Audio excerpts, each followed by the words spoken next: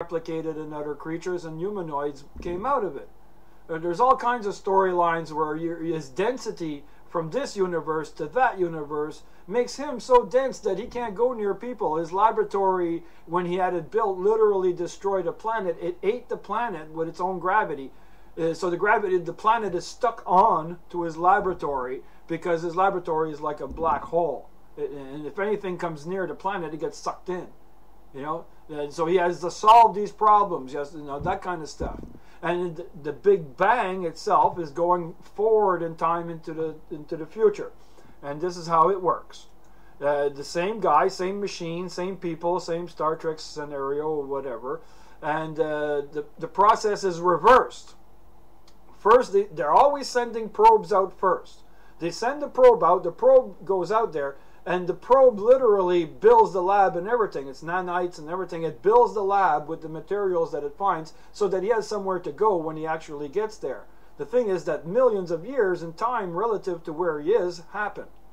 And then there's the reverse. Now he goes to this universe here, which is larger. It's a larger universe. And it's like the Big Bang. So he explodes your body in this machine, and your body turns into energy. And that energy turns into an beyond energy. It becomes like a skin, a ball. And that ball just explodes faster than the speed of light by billions of times and literally outgrows all the universe. It outgrows it.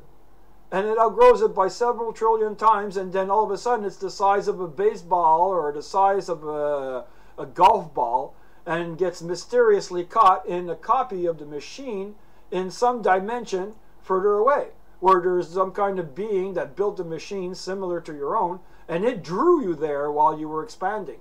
It absorbed you. So then now you're in another dimension, and you're much, much bigger. You're bigger than all the universe put together. Your hand, your fingernail is bigger than the whole universe that you came from. So now you learn that this machine can work again and again, and you wind up with other dimensions further away. That you're in other dimensions. By the time you come back to your universe, billions and billions and billions of years have gone by. So you can time travel really far distances by slowing down time by going in here and coming back out, and millions of years have passed by here while you just went and made a cup of coffee and came back, and millions of years happened over here. Whole races and generations and all kinds. Your computers are overloaded with data, and you're adding hard drives. That's all you're doing. You're expanding your computers to understand what's going on. Vast amounts of data are coming in, and then you realize that the time is different. There's a lot of information coming from these universes into your universe, which is the green one over here, right? Well, it's the reverse over here where you get really, really big and you come back. Well, your lab has been there for billions of years. It's not the same people. That's what permits you to make all different kinds of people, all different kinds of aliens. CGI it, where there's no humans at all in the storyline. It expands the human, the storyline, larger and smaller. And of course, the Big Bang Theory tells you that something grew much, much, much faster than the speed of light. That's what it tells you. Rapid expansion. So they already say that exists. So you can say that you got rapid expanded. They say smaller than an atom, and you say, well, it works also at the size of a human. Get it? And rapid expansion, then you got rapid shrink. That means in 1 second it released all this energy and all this matter out of your body, and you look like you've been vaporized and turned to goo on the floor, but actually you've been transmuted into a subatomic particle. Not even a subatomic particle. You're the subatomic particle, and it's living in a universe that's based on subatomic particles on scales that we can't understand. They don't see stars, for example. On the planet over here that I'm on, they don't know what a star is. They've never seen a star. All they know is that there's a larger object from this dimension, and that they're linked to it. And it turns out to be something that's 10 times or 1,000,000 times smaller than a quark. So there's something out there smaller than quarks that, inside of a quark, like they're living in something that's inside of a quark. They're not on a quark, they're not in a quark, they're in a quark, but the quark that they're in it's humongous. It's humongous like the universe, and they're just a little tiny dot inside of it. So what they see is a solid universe.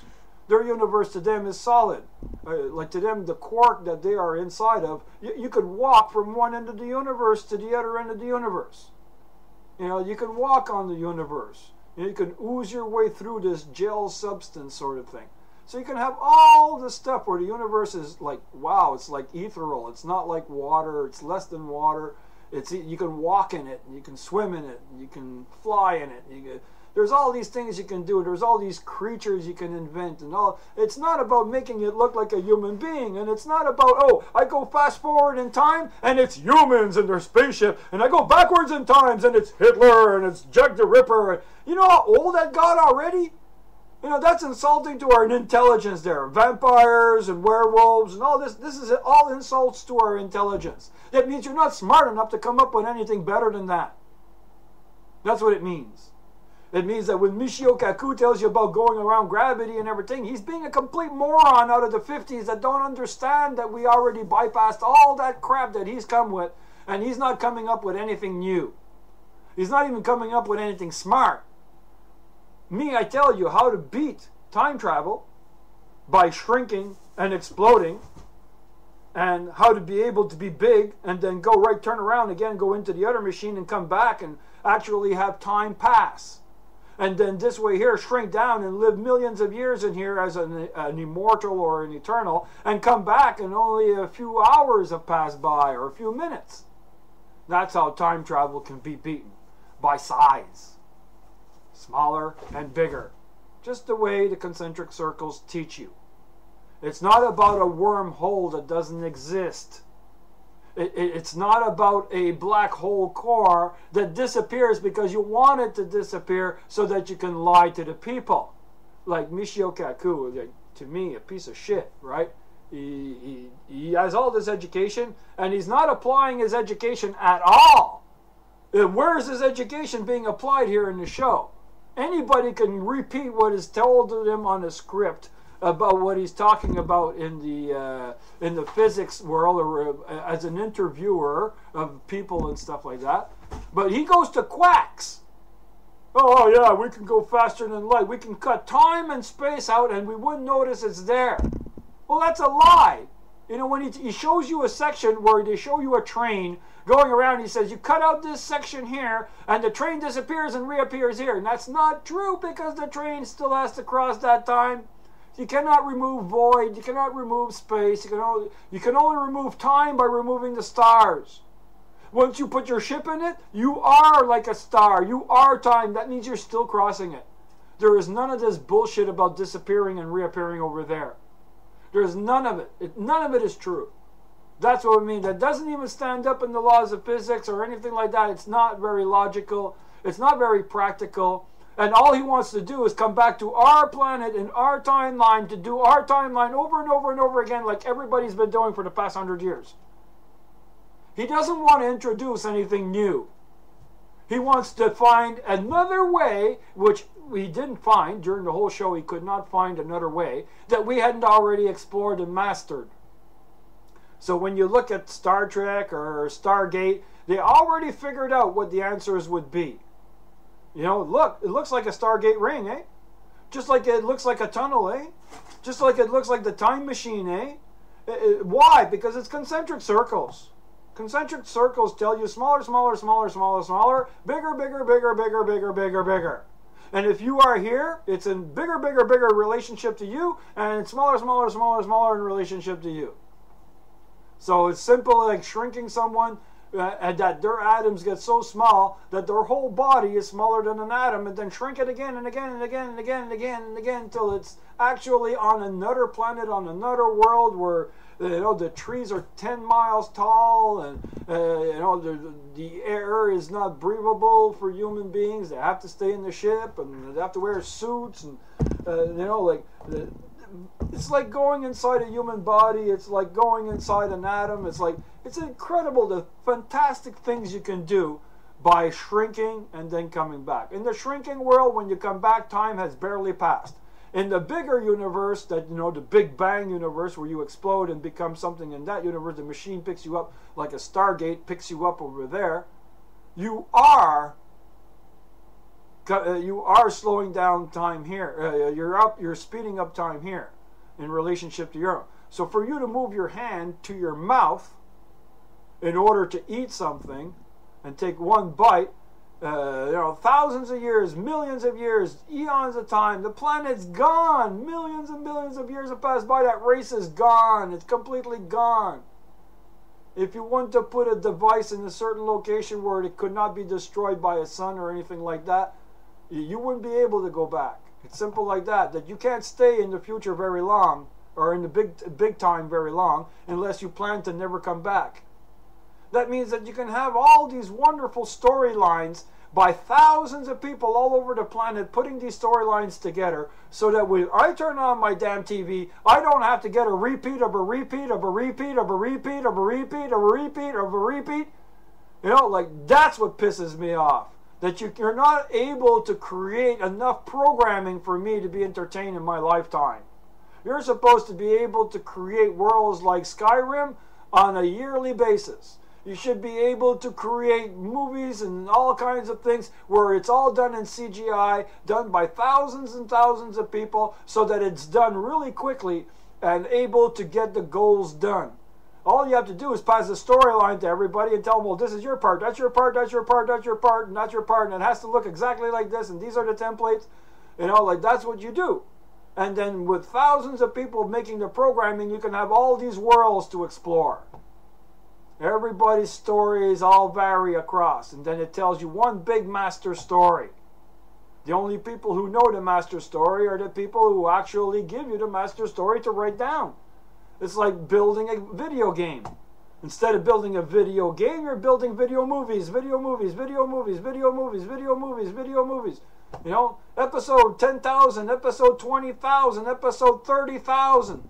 I don't want to hear about stupidities of so many episodes per year. I want to have 10,000 people working on one episode so they can get it done in a week. That's what I want. I want humanity to start acting like they have brains. That's why I teach these concentric circles. Because these concentric circles, they're able to produce a movie a week. Can you produce a movie a week? No. Well, shut the fuck up then. You know, I'm teaching you something better than Kaku can ever come up with. He doesn't have the brains to come up with what I teach you. Now, if you want to believe in the Big Bang, then you can believe that the Big Bang can be digitized, and then the act of a Big Bang itself, used by a human body being Big Banged, can actually hold that data in the skin of that Big Bang, whatever that is. And the same thing in reverse, and that a machine can rebuild you there and rebuild you anywhere in the bigger size. It's just a matter of people in the universes, and the sub and pro universes, able to actually build that device for you to be teleported into. It's simple like that. It's very, very, very, very simple stuff. That it's harder to go forward and stay there a long time, but it's easier to stay here for millions and millions and millions of years. That means that you got more programming than you can deal with, more aliens and more stuff than you can ever imagine. The stupidity of taking an actor and putting makeup on them and trying to make them look into a race, that's gone. If you do that, you're an idiot. It's like looking backwards and walking with your feet backwards. You're not supposed to be making aliens out of humans like that. You're supposed to go CGI all the way. The human being can play a part of the body only. That's what it means. It means that creatures don't have to look like humans. At all, at all, at all.